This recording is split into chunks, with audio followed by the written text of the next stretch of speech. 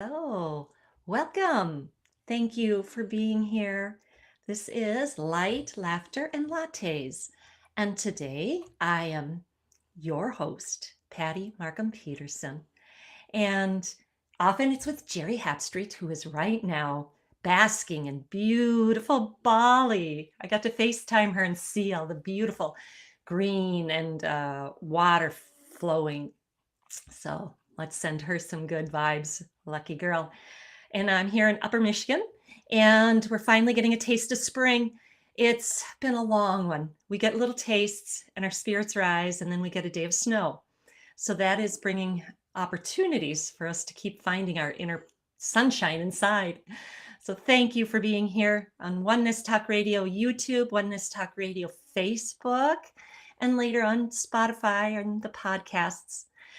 Today I wanted to chat about vulnerability because this is something that shows up in my face from time to time, maybe all the time. And I would say for you too, most all of us if we're in human form. And when we say vulnerability, what comes up for you? Is it something with your career? How about relationships? That's been a big one for me. And truthfully, when I started joining Jerry on these podcasts a year ago, that really pushed my vulnerability buttons big time. Because vulnerability is this quality or state of being with being exposed to the possibility of being attacked, harmed, rejected. How about abandoned? Physically, emotionally. So I know that this is a big one it has been in my life. I shared briefly on Instagram how I've been dating now ever since I was widowed nearly 20 years ago, and how we may not even know when we're not stepping deeper into vulnerability, because our ego is so sly, and being in a relationship and thinking, man, something about this isn't working, and we come up with all these reasons and excuses. And then in hindsight, looking at it, and sometimes with the help of a mentor, maybe going, really, were you afraid of being vulnerable? And then that is where we're operating from. So we give this excuse. Because underneath vulnerability is a sense of self-worth. Self-worth is very different than self-esteem. Thank you for joining in the chat. Welcome. So vulnerability is really about showing up and being seen. Can we all think about times where that's been the case? And how about reflecting on when you did walk through this fear? Can you see your courage? Can we connect to that goodness? Because that's what self-worth is about. Now, most of us as a child took on life scripts. We've all had some kind of hurts, traumas, and we took on a life script. And a common one is, I'm not good enough. I did something wrong. I'm wrong. I don't fit in. Some even have the script, I deserve to be punished.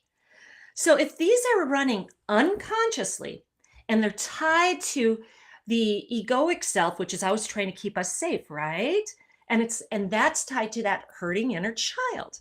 And on these podcasts, you'll hear us and myself a lot talking about being healing that inner child. And this is where we discover where we took on beliefs, scripts that are then keeping us afraid of being seen or heard. Some of us literally were told as a kid, be quiet. You can be seen maybe, but you don't want to be heard. You need to be quiet, sit over there. Or perhaps we shared something and it was poo-pooed, and everybody does their best. I'm not blaming anybody. Yet, what did we take on? What did we see? What did we hear that affects our ability to feel safe, to show up with the potential that we could be rejected, abandoned, hurt. So for some, that could be work, right? Our careers, especially with a higher up, how safe do we feel to say something, to speak up in it's a big meeting? I hear this from clients. They, as they work on their self-worth, that connecting to the goodness within, that self-worth is tied to intentions. It's knowing I have value. I have some worth and value. And the more that we can embody that, to have that come forward, we can look that vulnerability in the face and say, I can do this, even though I've been hurt. How many of us have been hurt so many times? My ultimate abandonment was when my husband died suddenly at the age of 38.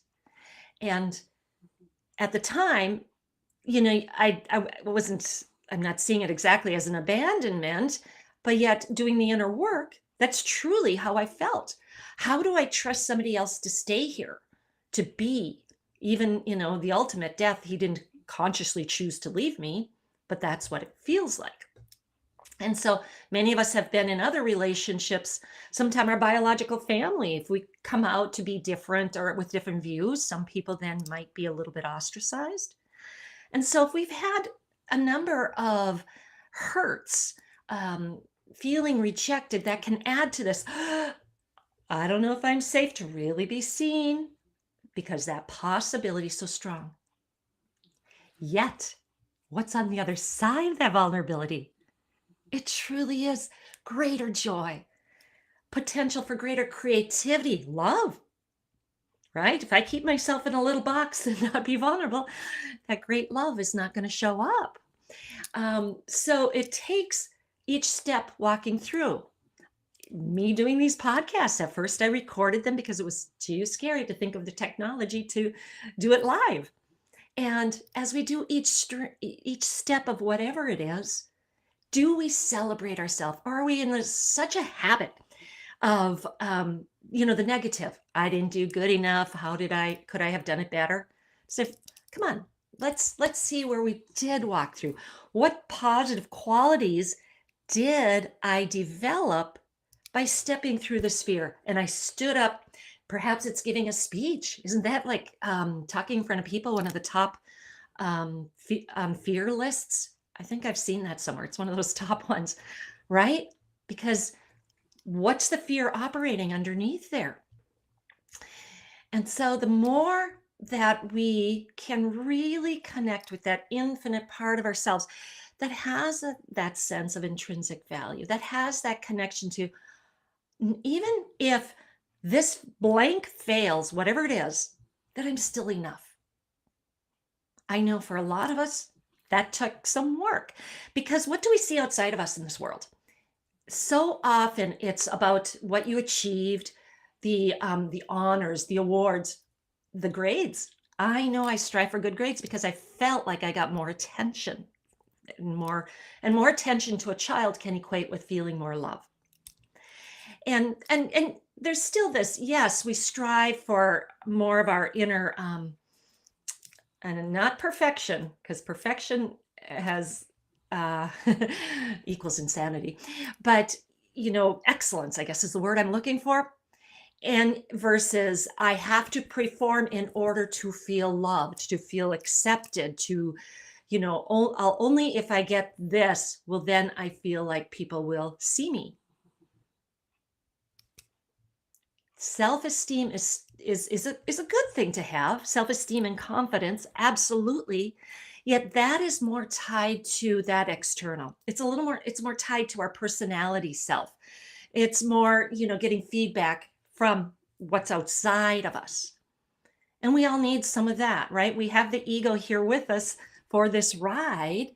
And so we, to develop this confidence in this form with this personality self, yes, that's great.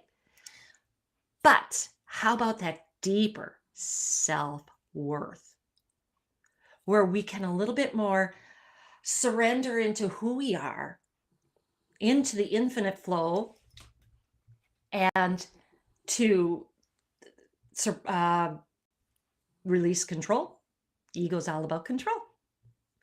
So reflecting on your own life, looking back, well, what was some of the most, challenging times for me to be vulnerable? And without judgment, to reflect back, what parts of me were afraid of being seen? And this is often tied, as a medical intuitive. I'm a practicing medical intuitive t- teacher and healer practitioner. And so safe to be seen and heard are the third and fifth chakras. These two work together a lot. Trust, as we let go of our need to control and we step more into trust, and you claim those gifts, skills, and talents, the old power center becomes empowered into trust of the divine within. And it works a lot with our fifth, this truth, the truth of the heart self of who we really are. But being safe to be seen and heard relate to these two. And I know that's been a big one for me, not having enough. I like the sun coming through here. Not having enough of that self-worth, that claiming of our gifts, skills, and talents. Can we even do that? That's an area I work with a lot of clients too. Can they even really claim their goodness and see their value as this infinite divine being having a human experience, right? So looking at our old traumas, our old hurts. I love, on my YouTube, Patty Markham Peterson, I have an inner child practice that really helps us to go to that inner child aspect of ourselves to find where these places are hiding. That all of a sudden, you do these guided meditations and you'll find, oh, here's a memory. This coach or this teacher told me this. So I didn't feel I fit in. I tried hard, and look at this. I'm trying to find a way where that brilliant sun isn't in the middle of my face, but maybe it's supposed to be. And giving to that child part of ourselves the value, the connection, the listening that they need. And that part of us, as we find all these little remnants, shadow pieces, whatever we might want to call it, then we can give that to ourselves. And then that area of us ties to the ego self, which can relax. It's not constantly vigilant. I got to stay, controlling and keep me safe because I've been rejected and abandoned so many times. I've been harmed, sometimes maybe physically, often emotionally. And all of these, old tapes, these old scripts that we took on can unwind and be replaced, but they take practice. Every spiritual practice needs to be done numerous times. How many of us have said, I thought I healed that, and then here's another layer, right? And so be patient. When the mind and the ego say, I thought I healed that, say, yes, we got some of it. We had that layer. There's a higher consciousness coming in, shining light on another area. Let's dig in and give to ourselves. What did that child not get? Did they recognize their value? Did they ever hear that? Some grew up where positive affirmation, responses to them were not there. Some have religions that were told you're unworthy and sinful, and that goes in deep, seventh chakra and down, and ties to the other areas. And so when we recognize and start developing our connection with spirit self, we can look at some of those and go, wow, I no longer believe that. I'm here as a divine being having a human experience. And I'm not separate. One of the greatest fears around vulnerability is this, that we are alone or separate. And what does it take for us to really start to understand that we're not?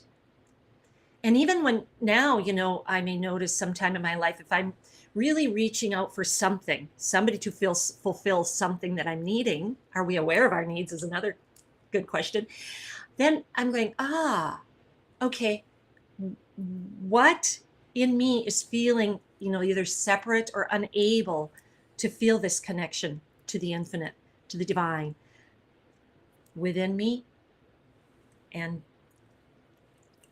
all around without.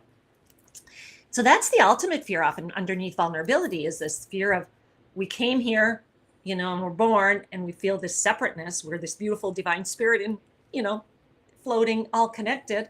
And we come in through separation and forgetfulness to discover the worth, who we are, and the oneness. And we've mentioned, I think, on some of these podcasts about, I love some of the sciencey type experiments they've done to show the interconnectedness. And some people really see it when they have near-death experiences, and they're shown we're not separate. Every one of us is interconnected, and the infinite, never alone. So I know that helps me to walk through vulnerability, to really remember I'm not alone. And then, okay, if I fail here, what then? What have we made it through already? Right? Some of us have lived through some big traumas. And so how about that? We often, if we look back and go, but look, I made it through this, this, and this. Okay, I can stand up in front of these people and speak. I can speak up to my boss. I can go in deeper into this relationship. Give me any other examples if you think of them in the chat. I'd love to hear them. And so, connecting to that part of ourselves. I am enough. I'm doing my best. And my best is good enough. That's a good one for those that really cling to perfectionism type of thinking, right? And also, I trust myself. In this moment, I trust myself. What happens when we say that? In this moment, I trust myself, and really breathe.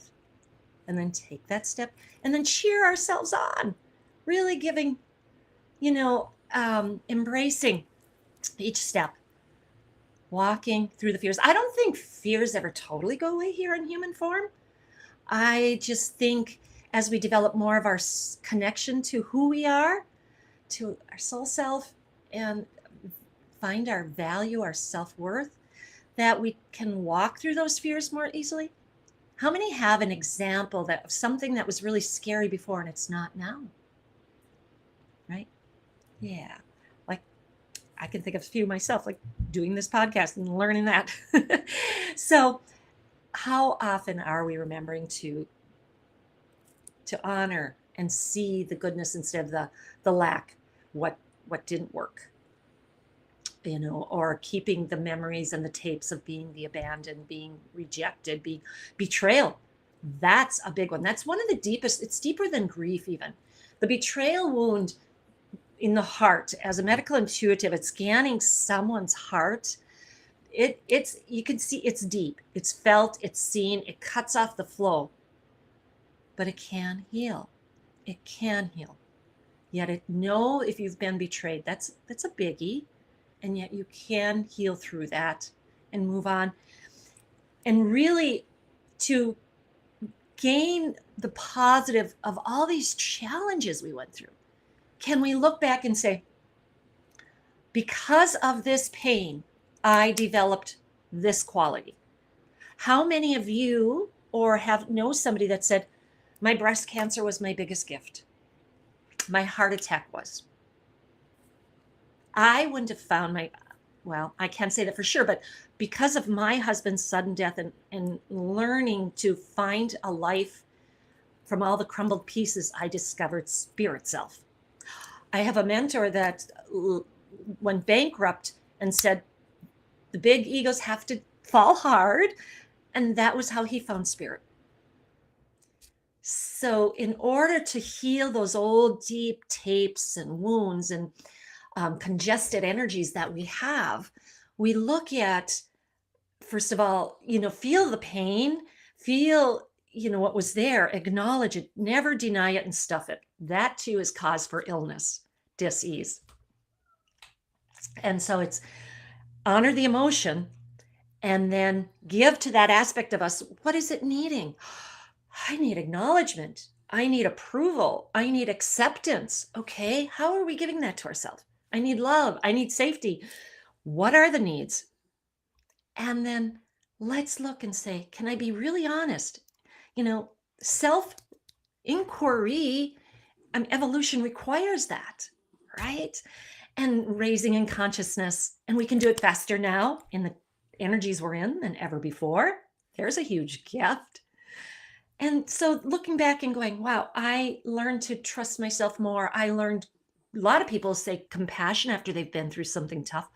I'm much more compassionate to other people and understanding that there's so much more going on in some of their lives than we may be aware of. Patience is another big one. I'm getting better. I continue to practice that one, that trusting that invisible timing of events, solar plexus chakra. So really starting to claim and honor what we've developed through those hardships, through those hard times and challenges and traumas and hurts and betrayals and all of it. And as we anchor that, more of that into that self-worth of, I've got this now. I have this. And if this person isn't in my life, I'll be okay. I know that people who align with me will be here, right? We start to really trust that, and yet really trust ourselves to keep saying, okay, do I dare go in a little deeper? Do I dare reveal myself more? I had a client today who beautifully shared that in a meeting. She shared a big dream that she's had and felt a little vulnerable in it. And it went beautifully. So how about that? Self-reflect. Is there an area of my life I can step out, be more vulnerable, and get to the other side, to greater? What more could be there? How good could it get? More dreams coming to fruition, perhaps greater creativity. Because this lack of unable to move forward or to stay in our old patterns and habits shows up in our energy, in our chakras, and affects with what comes back at us. And the more that we unwind, bring light to it, and then often forgiveness, especially of ourselves. Forgiving myself for the times I ran away too quickly from these relationships. I did the best I knew how with my consciousness at the time. How about you? Are you remembering to really forgive yourself? And then forgiving others, for they too did the best they knew how. We're not condoning if somebody really hurt you. That's not at all it. But that we are not going to carry that burden on us anymore, that betrayal energy, that we're going to find what in me invited this to be. What did I need to discover here? Sometimes it can be quite a journey. And we can see often it takes some hindsight, right, and work. And then we can go back and go, oh, wow, I got greater clarity. Thank you for joining. Thank you. I know for myself now, relationships, and especially I'm calling them more awakened, conscious, ascended relationships. And I'm going to start sharing more on Instagram because I am writing about this right now. And that's like, being vulnerable, sharing that, because that's been in the back of my mind for years. And finally, with the energies right now, I'm putting it down on paper, and a beautiful writing coach showed up to help keep me on track. And so in the energies now, wanting to cultivate more awakened, conscious, ascended relationships, whether they're with a partner or just around us in general. And so for myself, going back and looking at all these relationships and dates and that I've been through in the last 18 years or something. And what did I develop? What did each one of these bring into my life? What am I now seeing that perhaps I couldn't then? Because I'm the common denominator, right? I can't say it's all them. And so I look forward to sharing more about that. I did do one podcast on, I think I called it Soulful Conscious Dating. And so if that's an area of interest, please connect with me, because I love sharing and assisting clients, and as I learn and grow there too. So becoming really aware of our needs is another piece of all of this too. Through every situation, we might become more aware. Wow, what is it that I do need? Think about work. Well, in order to I need this support from a certain amount of people. And are we able to then claim those needs and be able to share them and feel safe to do that? That's a vulnerability, isn't it? So definitely any practices that you have that connect to who you really are, that will enhance your timeless self, divine self, soul, spirit, what word works for you, that will claim all these gifts, skills, talents. Think of every job you had. Think of every challenge you've been through. What did I develop here? Let's write it down. Let's see if I can claim. I now claim I have more compassion, and I claim and use this in my service, in my life, to love. Anyway, like that, the more, and notice how your body responds when we do these. Sometimes, it might be a little hard, or we'll feel our throat tighten up, the truth chakra, right? There's still a remnant of the old belief that might be there. I'm not good enough. I could have done it better. I didn't, I did it wrong. Witness, don't swim in it. Go old tape, delete, gone, hit the delete button, replace. Because I heard it somewhere, I don't know if any of you have, but how, these grooves in the brain, neural net pathways for the negative are deeper than our positive, what we connect to, that goodness. So they take that constant practice. I see you, I'm not going to engage you, and I now know I'm strong enough. I have courage. I'm tenacious. And I'm going to take a step to be more, feel I'm safe no matter what, into that vulnerability, no matter what. That's a good practice. One of my mentors gave me many years ago, to sit and think, if everything fell away in my life, say the work is gone, say perhaps even the home, something with the health, maybe it's the children, they're all gone. Would we still really feel that we'll be okay? It's a good one to sit with. It was hard for me at first. And that's that trust, right? That's that knowing we're connected. And if we have that, why can't we be more vulnerable to step through to that next new, whatever it is, a new skill, and practicing it out there? Because on the other side, wow. And then what is that for the world? More and more of us stepping through because we connect with that goodness, that self-worth, that value just for being. I deserve because I was born. Everybody deserves to be heard, seen. And so I thank you. I thank you for sharing this time with me. I look forward anytime. Patty Markham Peterson on Instagram. That's where I engage most with people. I am on Facebook, Expanding Hearts. And email Patty Markham Peterson at Gmail. Anytime. I look forward to questions. I do free 15-minute consultations if you ever want to find out more what I do, if we align and can support you on your journey. I've been in holistic healing for a long time, decades, and been a healing coach and medical intuitive for a decade. And I enjoy these subjects. I enjoy inspiring people. And I'm grateful for you. And we'll close now with a card. And let's see what we're meant to hear on this powerful 27th of April today. What is it that we most need to hear? Wow, Master Lanto, the Ascended Master Lanto. And what he is sharing with us is this.